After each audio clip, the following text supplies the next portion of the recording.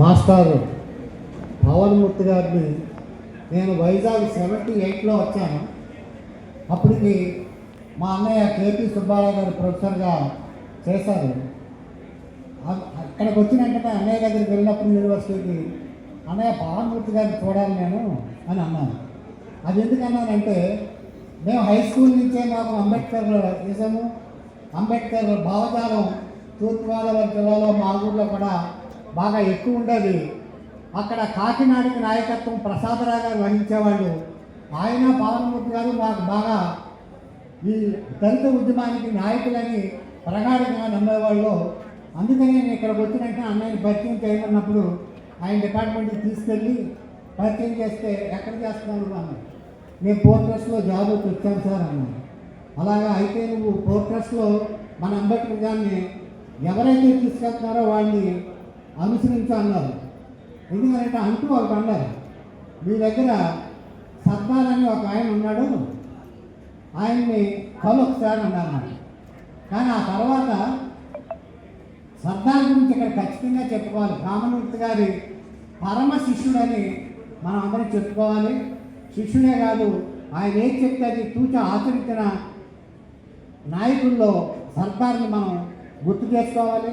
అలాగే మేము SC ST employees association తరఫున ఆయన ప్రెసిడెంట్ అయితే జనరల్ సెక్రటరీగా ఆఫీసర్ సెక్షన్ చేసినప్పుడు ఆయన చేసిన ఉద్యమం అది పవన్మూర్తి గారి ఉద్దేశమే.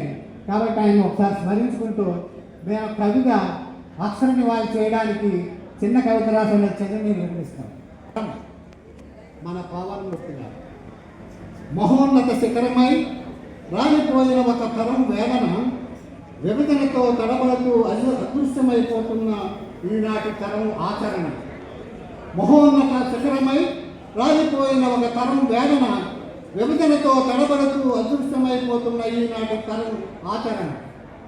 విశాఖ నడిబొడ్డులో దళిత నగారా మోగించి నాంది పలకంగా కొండను చదును చేసి అడవిని కేంద్రం చేసి విశాలమైన భవనంగా బౌద్ధ ఆరాధ్య స్థలంగా కొలిచి మలిచి అలసిన మనిషి పవనమై గోదావరి అలగా పారి కళింగాంధ్ర శిలలో మార్పుకు అంకురార్పణగా గంభీరంగా ప్రచండమై విప్లవ శంఖం పూరించి గోదావరి అలగా పారి కళింగాంధ్ర శిలలో మార్పుకు అంకురార్పణగా గంభీరంగా ప్రచండమై విప్లవ శంఖం పూరించి దళిత ఉద్యమానికి ఉభయ తెలుగు రాష్ట్రాల కేంద్ర బిందువుగా వెలిసి ఎందరో మేధావులు మరి ఎందరందరికో స్ఫూర్తిదాయకమైన మహోన్నత మూర్తి పవన్మూర్తి గారు.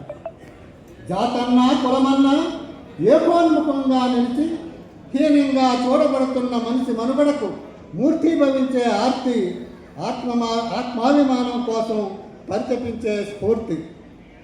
తొలితరం అంటావో గట్టి పట్టుదల అంటావో అనుకున్న ఆశయం కోసం బాబాసాహెబ్ సందేశాన్ని నడయాడే తెలుగు నేలపై ఉగ్గుపాలతో బుజ్జగించి తొలి అడుగుల బాల్యమై రగిలిపోయే యువకుడై చలించిన భావోద్వేగం అంబేద్కర్ బాటలో అందరూ నడవాలని కలలు కన్న భావం.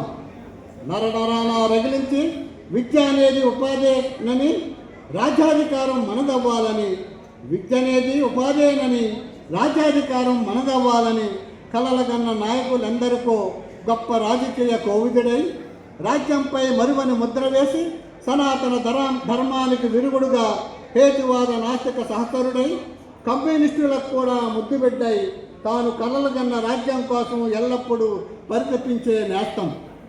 ఆఖరి క్షణాల్లో తానెవరో తనకే తెలియని తనమై నా అన్న వాళ్ళను కూడా గుర్తించలేని ఆఖరి క్షణమై, ఆఖరి క్షణాల్లో తానెవరో తనకే తెలియని తనమై నా అన్న వాళ్లకు కూడా గుర్తించలేని ఆఖరి క్షణమై తానెదురు చూసే ఆశల పల్లకి ఎవరు మోస్తారోనని చూసి ఎదురు చూపుల కాలమంతా తెలియని కడసారి విషాదం.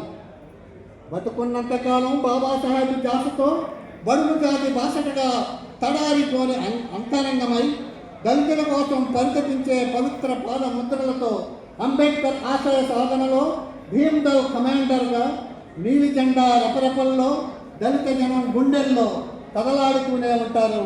అంబేద్కర్ భవన చూపులో మదిలో వెలిచే జ్ఞాపకమై మన అందరి ఆలోచనలో వెలుగొందే మరిచిపోని తార మరువరాని మరో ఆశాదీపం మన పావనమూర్తి గారు.